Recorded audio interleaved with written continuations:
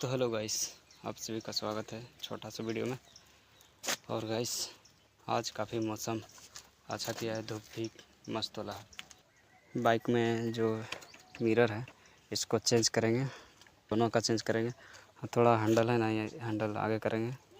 और बाकी बात चक्का में है, चक्का में क्या बोलते हैं वो पत्ती रहता है जो कि यहाँ पर को लगता है, ख़तरनाक लगता है।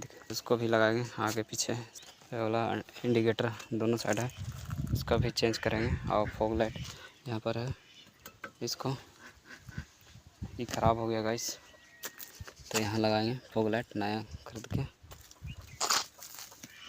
और आप लोग का प्यार और सपोर्ट रहेगा तो पूरा चेंज करवा देंगे गाड़ी का। और आजकल में सीट भी ख़राब हो गया है तो इसको भी चेंज करेंगे। उसके बाद सोच रहे हैं जहाँ काम करने गए थे वहाँ जाएंगे। उसके बाद गोप्रो लेंगे गाइस, क्योंकि छोटा सा गोप्रो था ना, उसमें उतना आवाज़ अच्छा नहीं आता है, तो गोप्रो लेंगे। उसके बाद आप लोग के लिए अच्छा वीडियो लाएंगे।